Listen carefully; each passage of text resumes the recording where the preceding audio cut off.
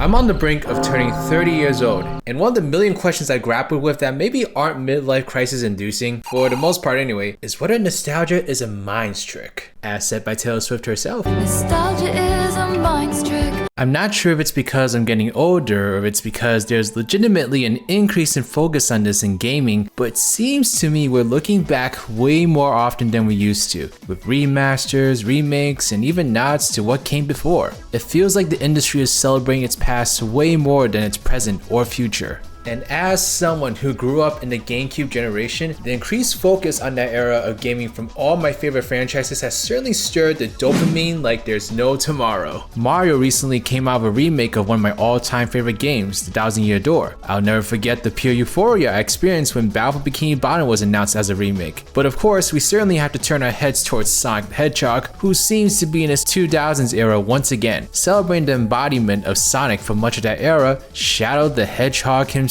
With a Generations remaster that's set to include an infinite amount of nods to games like Sonic Adventure 2 and Shadow's own game. But looping back to my question of, is nostalgia a mind trick? Were things really so much better back then than they are now? Listen, we certainly had some pretty impressive games come out during that era, but there were also equally as many terrible and garbage games to come out during that time as well that we can't deny. We haven't forgotten about the era of every movie or TV show getting its own series of shoddily put together cardboard video games, right? But looking to the past nonetheless stirs up an array of positive emotions for the most part, at least in the way that the gaming industry is doing it. Repackaging old games and ideas into products we're eating up like the children we were back then, and I can't help but admit I am a free-willing participant in this trend. You see, looking back at the past, even if it wasn't so great at the time, there's at least a certain comfort from acknowledging all the hardships you've gone through before, and if you did have a chance to go back to something not as great, you get to reflect on that memory and see the positives of it if you are ever so willing. But we're starting to travel a bit too deep into the Kelp Forest, so let me look back at what the fuck I was trying to say. Is nostalgia preventing me from looking at my childhood favorite games without rose-tinted goggles? Well, here on Riders Replay, I want to put on my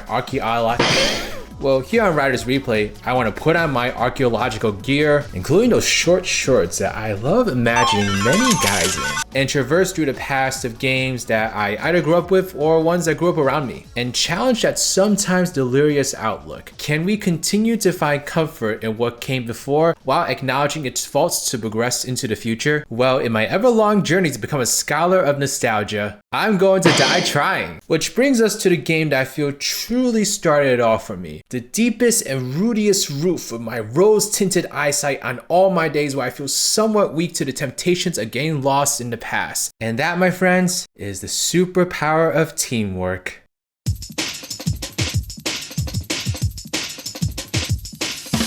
Now here's a few reactions I typically expect when I tell people that Sonic Heroes was my stand game. And what do I mean by stand game? I'd played a few video games before I got Sonic Heroes, and these were games I enjoyed and played for many hours when I was a kid. But when my dad brought me a copy of Heroes from the dig site that was Toys R Us, that was the day that everything changed. I mean, I think my dad truly knew this was the path I was going to go down eventually. Before Heroes, he was already purchasing games with colorful protagonists on the cover like Bugs Bunny Lost in Time or Scooby-Doo Cyber Chase. Meanwhile, he always got my brother anything of a car on the cover. I mean, we were very simple-minded creatures. Sonic Heroes is the game that got me on the fucking internet arguing with trolls on why Sonic is the best video game character of all time and Mario should just retire. Which makes me kind of seem like a troll, but if I'm being 100% serious, does that count as troll behavior? Sonic Heroes was the light switch that illuminated the rooms of loyalty and dedication in my internal offices. And those poor minimum wage neurons have had to work tirelessly day in and day out ever since, only made worse by my YouTube career.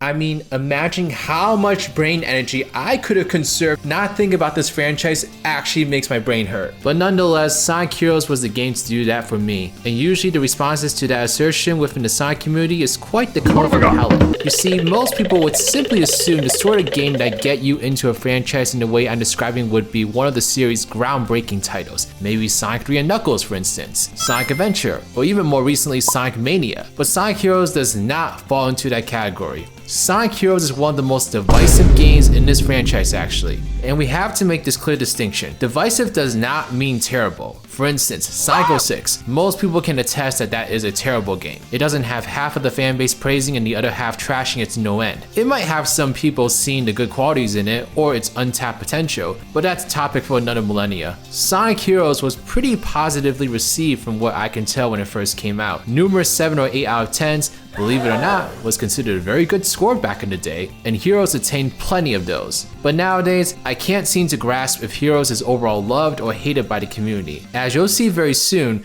it's one of the most frustrating games of this franchise due to the fact that while it does so many things wrong, it does so many other things right. I mean, it has to have, right? Because how could I become such a huge Sonic fan from just this game alone? I don't think I'm that delusional. Because let's be real, what came after this game should have been more than enough to drag me away if I wasn't that invested in the series. Shout out the Hedgehog anyone? Sonic 06? The franchise handed out opposing charge after opposing charge into my stratosphere after Heroes, but I stayed, and here I am today, still as magnetically attracted to the color blue as ever. I have a lot to traverse myself through, but by the end of our journey, I want to answer just a couple of questions. 1. Is Heroes a good or a bad game? And 2. What is it about Heroes that transformed mine and many others' relationship with video games?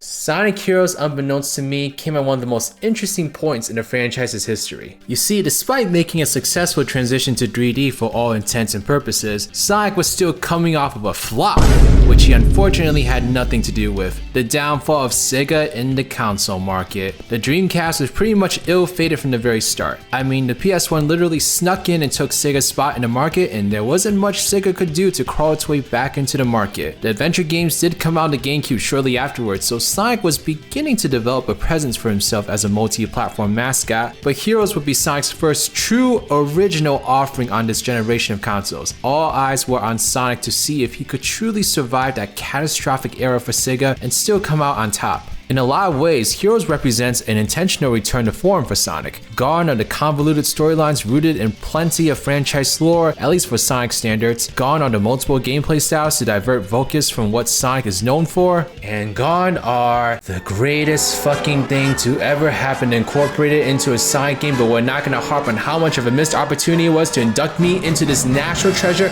with my first Sonic game. But now what we have is a single gameplay style meant to take and refine the best parts of the adventure games, the speed levels, along with a much simpler storyline that isn't all that necessary for your enjoyment of the game, and also level structure much more akin to the classic games, along with more fantastical-esque environments in contrast to the hyper-realistic urban settings of the adventure games. But of course, and there always has to be a but when it comes to Sonic, which I would come to learn very quickly as a fan, Sega couldn't help themselves and added one huge and undeniable twist to Heroes: the focus on teamwork. We're the stars of this party!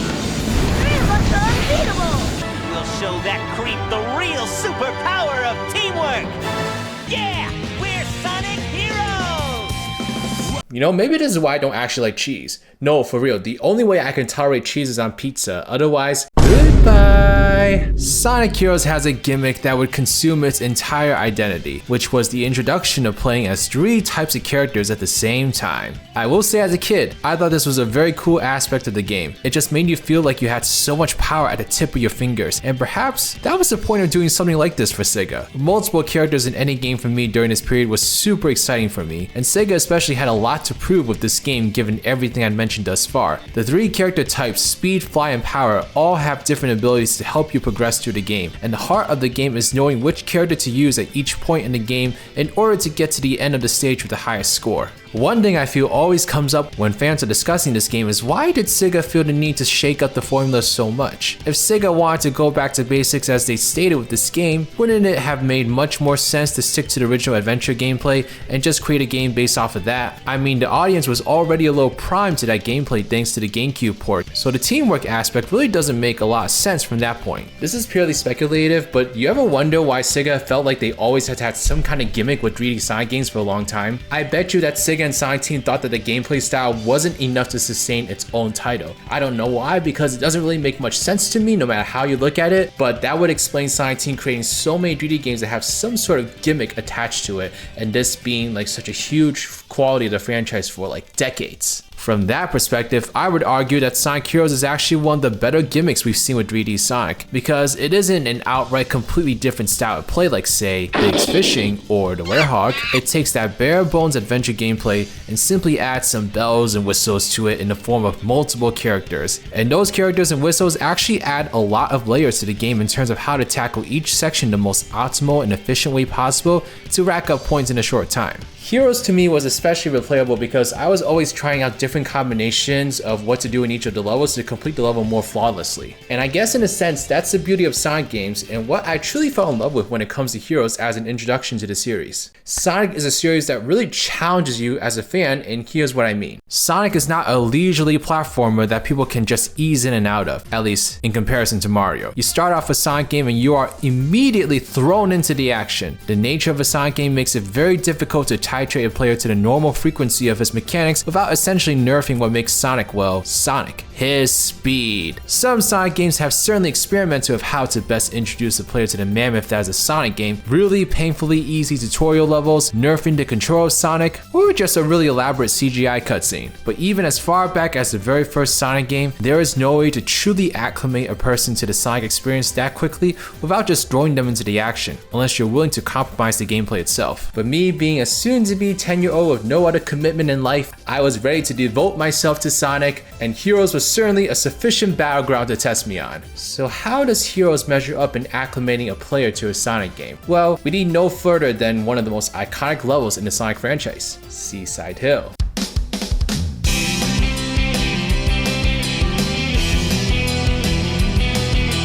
And the reason it's iconic can be attributed to just how much Sega loves this level alone, as there are tons of games afterwards to include a recreation or reference to this level in some way, basically a less popular Green Hill Zone. Obviously, Generations is one of those games, but then you have the All-Stars racing games that recreate the stage, along with a bunch of the mobile apps with a Seaside Hill recreation. You could argue that maybe Sega just gets confused and brings Seaside Hill back instead of Green Hill, but you know what? Let's not entertain that today. It really is just the Green Hill Zone of 3D Sonic, and well, if 2D Sonic has a Green Hill Zone, then it only makes sense for 3D Sonic to have an equivalent. Anyway, Seaside Hill is my Green Hill Zone. My first ever experience playing a Sonic game was running through those grassy plains and ancient ruins of Sonic, Tails, and Knuckles, and let's just say, I was instantly hooked. There's just something about a sunny and fully saturated first Sonic level that always gets to me. Sonic himself is such a positive and outgoing personality that to have a level that truly echoes that sentiment does so much in setting the player up for what should be an amazing experience. And damn, Seaside Hill. I'm sure all the endorphins in the world are firing off in my brain whenever I step foot on that soil. It literally fills me with so much good energy.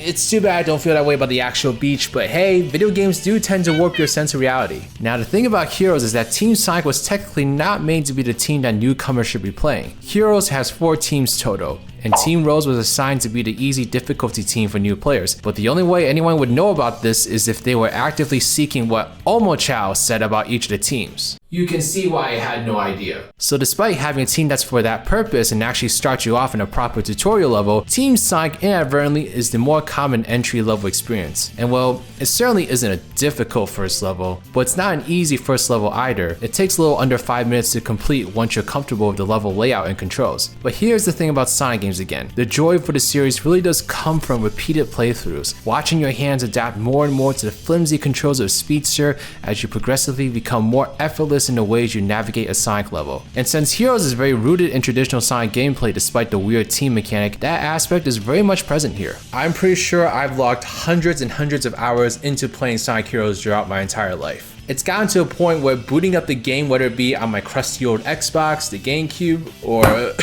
emulator, immediately sends this sense of comfort down my spine, and everything falls into place like a jigsaw puzzle you've completed 1,000 times before. Heroes isn't an easy or even an inviting game to newcomers. You start off with the abilities of 3 characters from the get-go and aren't given a lot of time to learn the mechanics. Even if you go through the tutorial, it's one thing to know which button you use to jump and which one to attack, but it's a whole nother thing to be able to use all the abilities in an almost rhythmic way to effortlessly slide through the game. This was a challenge I was more than willing to take on as a kid. In fact, I had this delusional view that if I completed all 100 save files in my Sonic Heroes game, I'd get some sort of special reward. I never did it, of course, so I still don't know if that's true. Seaside Hill may have been the perfect testing grounds for a novice video gamer like me, but it is the rest of the game that truly helped to hook me in and curse me as a longtime Sonic fan. I am so blessed.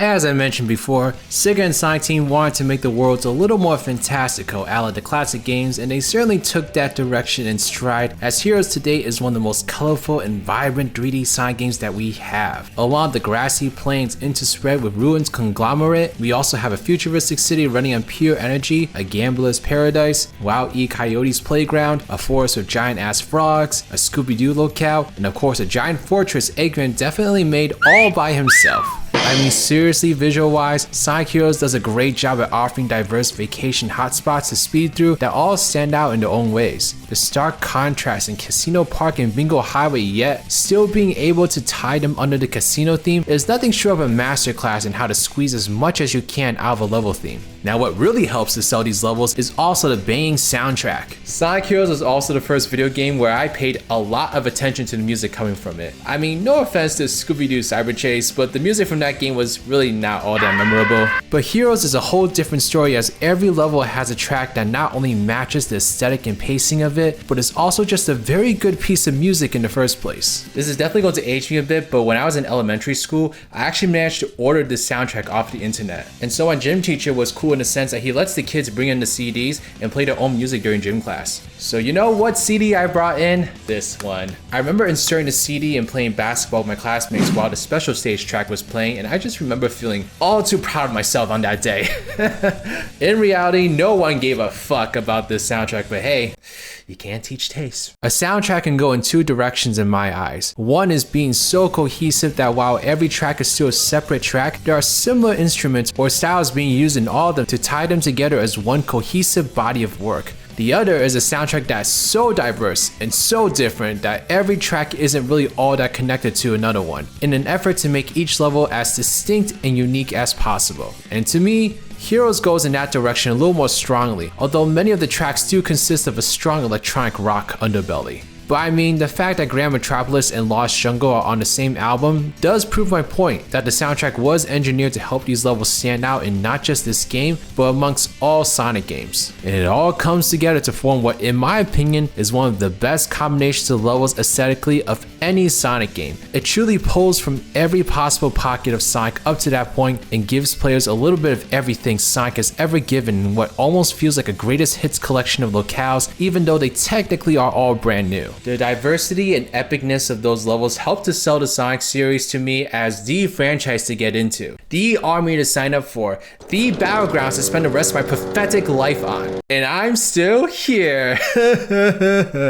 I suppose another factor that really contributed to my infinite infatuation with this game were the playable characters. As a brainless Neanderthal with no prior knowledge of who the fuck this hairball was, I was quickly obsessed with the cast of this game. The more I think about it, the more I really do think multiple characters in a game was a huge selling factor for kids back then. I just found it to be so exciting because it felt like there was that much more content to sift through as a result. And plus, I found all the characters to be pretty likable, even Team Rose. From a gameplay perspective though, they all controlled very similarly, so it wasn't like I had all these different gameplay styles to adapt to. The Sonic Heroes gameplay was still the central focus with little distraction. I don't know though, a weird thing about this fanbase is our near obsession with the lore and story of these characters, and I don't know if Heroes is the right game to fully go in depth with that. But I will say it certainly did tickle that itch in my brain for characters that I enjoyed so much that I couldn't help but envision a whole existence for them outside of the game. And that's why from day one, I hated that Sonic's friends needs to go shitty craze that actually seeped into Sega's subconscious for a good while. But again, for another day. What I will say is that Heroes to me was the game to break me and guarantee that I would never become an athlete or anything remotely physically demanding. If I wasn't in my jammies playing video games on a lazy Sunday morning, then I'm not interested. And we have Sonic Heroes to thank for that contribution to society. It's a game I have so much fondness and love for. It's a game that for most of my life I saw as perfect. I mean, uniquely fast yet tight platforming, fantastical worlds to traverse, and the best parasocial relationships kids could buy at the time. Heroes was literally everything to me for years. Unfortunately, that image has sort of been challenged over the years. And well, if you're a Sonic fan, you know I've been conveniently leaving out a lot of details so far. I just want to live in my fantasy bubble a little longer, you know? I mean, the butlers here serve caviar, for crying out loud. But yes, every bubble needs to burst, so here's mine.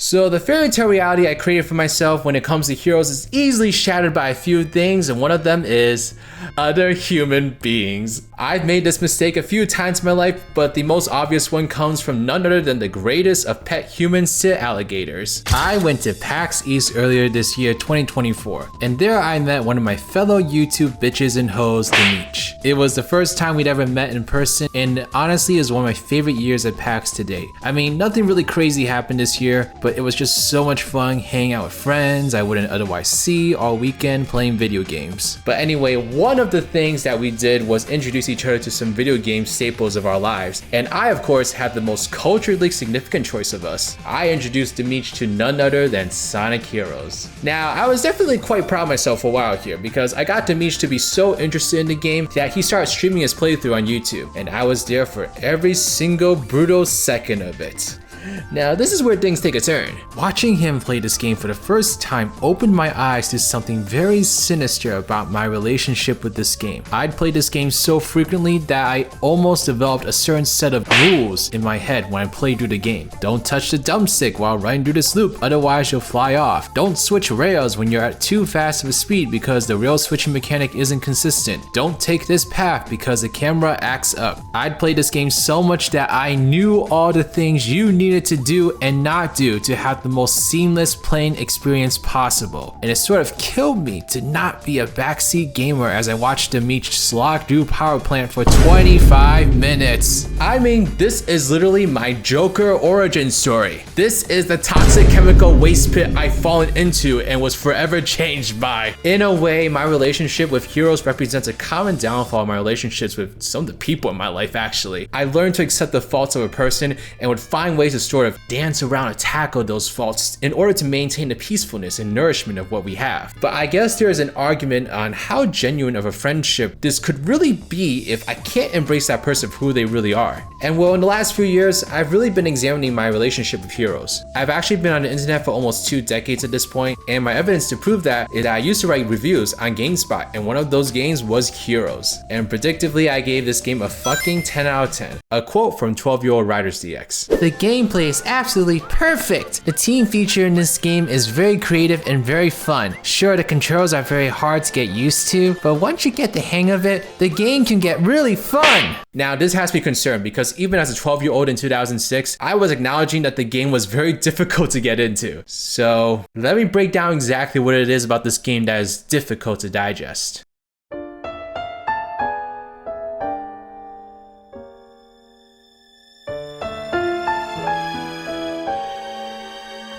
I still really believe that Sonic Heroes has such a great concept going into it, but I would be remiss to not acknowledge how much better it could have been executed. The game is slippery. It is pretty difficult to maneuver some of the more precise platforming challenges, especially later on in the game, and one can certainly make the argument that it takes skill to get good at a Sonic game. But Heroes does result in a lot of deaths that could be preventable if perhaps the characters were either slowed down a bit or if the level design could accommodate the more chaotic feel of Heroes compared to the adventure games. In both adventure games, you do go pretty fast, but that speed often has to be earned, using the spin dash at the right moments, flawlessly platforming through portions of the game, and taking the most optimal paths. And this design to me feels very akin to the classic game's philosophy, and that's why both the adventure games and the classic titles could get away with some pretty challenging level design. The games don't easily torpedo you into danger. If you die in those games, it is pretty much your fault. But if you play the levels properly and repeatedly, while your first playthrough may feel a little sluggish, after multiple tries, you'll be speeding through these levels and truly understand the thrill of a Sonic game.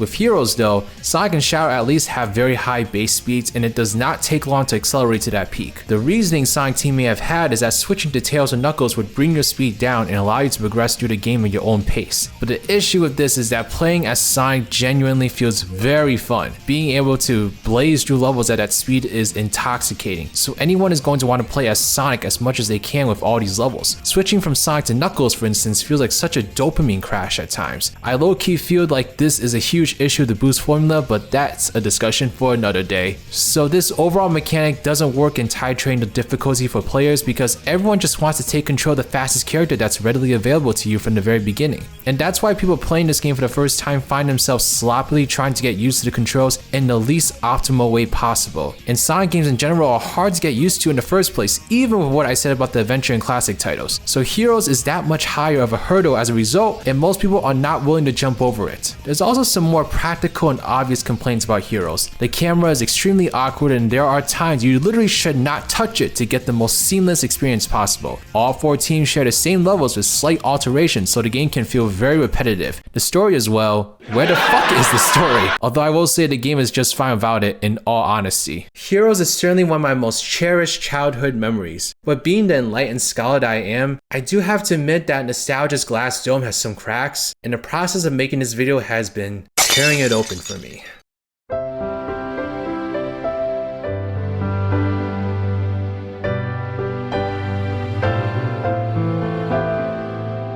What making this video has really got me thinking about is the romanticism that we as a society have with the past. Let's face it, times are tough. Everyone's just trying to get by, but sometimes the thought passes by your frontal lobe that things in the past weren't as bad as they are now. And I don't know if this is because I'm older, but I do notice that nostalgia is an infinitely growing trend in the gaming industry and entertainment as a whole. How often do you log onto YouTube and see a video hyping up a remaster or remake versus a brand new original game now? How often have we seen remakes outsell brand new titles in a legacy franchise? Are we as a society so much more interested in the recycling of old material simply because we already know it was good? I'm certainly guilty of that mindset. I mean, the remakes of Battle for Bikini Bottom and Paper Mario The Thousand Year Door have by far been my most anticipated and exciting games of the last few years, and I'm not gonna lie, Sonic and Shadow Generation is starting to creep up there too with all the nods to the era of Sonic that I grew up with. And while I can't really answer what the impact of the influx of nostalgia is going to have on the industry in the decades to come, I will say Heroes is a game where I am finally seeing the true impact nostalgia can have on my mindset. I have come to realize that Heroes is a very flawed game and quite frankly, does not deserve any sort of mantle calling it the golden standard of 3D Sonic. It had so many good ideas going for it and it was still ultimately a pretty successful multi-platform debut for Sonic all things considering. But many structural parts of its gameplay just needed a little more time in the oven for it to have been as solid of an experience as possible. But considering the fact that Iizuka has gone on record saying he lost 22 pounds working on this game, it's understandable to see why things turn out the way they did with some of the game's more infamous jank. But quite frankly, and this is quite hilarious to say at the conclusion of this video, I don't give a fuck! Not anymore! Is Sonic Heroes a perfect game? Absolutely not. Is it even a good game? Well, yes! It has to be, right? I mean, how the hell am I here if it isn't? Sonic Heroes will always have one thing to it, and that is the indisputable fact that it is the game that transformed my relationship with video games and media forever. Video games have always stood out from TV and music to me in the fact that by definition, they are much more invasive experiences to digest. You can't just sit and passively enjoy a video game like you can with movies or music. You are literally in a driver's seat deciding whether you'll reach your destination or die trying. And while I had video games before Sonic Heroes, Heroes is the first one to truly warp my mindset into thinking video games can be so much more. I joined message boards and gaming websites because of Sonic Heroes. I remember going on Sega.com and trying to find everything I could about Sonic Heroes and the franchise it stemmed from. It was only a matter of time before I turned 13 and was officially born on the internet as RidersDX, a name I've kept for nearly 2 decades at this point. Bugs Bunny Lost in Time was never going to coerce me to bring torches and pitchforks to Nintendo headquarters. Sonic Heroes exposed me to a world of dedication you could live in as a video game fan, and I bursted on the scene with guns ablazing, defending Sonic like a delusional delinquent for years and years, and I loved almost every moment of it. There's nothing quite like that stand warrior mindset you get into when you're younger, and nothing but defending your fave matters in this world. Nowadays, I have absolutely no issue being a geriatric swing on his rocking chair watching the kids duke it out on twitter.com. But still, it's nice to reminisce just how much impact this game has had on me at the time. And quite honestly, what would this channel even look like if I didn't become a permanent Sonic fan because of this game? It's a real shame we can't travel to alternate dimensions yet. But until that day comes, Sonic Heroes may be a very flawed game that if it ever got revisited would need a laundry list of things to be addressed. But to me, and me only, it is the most perfect game to have ever been released. There are tons of games that I have very fond memories for, tons of high quality titles I love to revisit every now and then. But only one game can be my stand card entry title, and that was Sonic Heroes, and I wouldn't have it any other way. When I replay Sonic Heroes and watch that intro cutscene for Team Sonic, is it weird to say it feels like a warm hug from an older sibling or a mentor? That animated letter to the instrumental of We Can is forever ingrained in my head. Sonic actually does feel like an older brother I never had. His unwavering optimism and chill demeanor always made him such a cool role model to me. Like, yes, I want to be as cool as Sonic. Where can I get blue hair? I literally remember trying to run like Sonic during gym to get me through those laps. I'm not very cool actually. Anyway, this is a game that means the world to me, and no matter how many flaws get brought straight to my face from loser idiots that want everyone and their mom to hate this game, that's not gonna work on me. I've accepted that it is damaged goods, but goddamn, it really is a special title to me, and I'll love this game forever and always. Thank you, Sonic the Hedgehog, for transforming my childhood. I'll be seeing you again and again, but until then, this is Riders, riding out.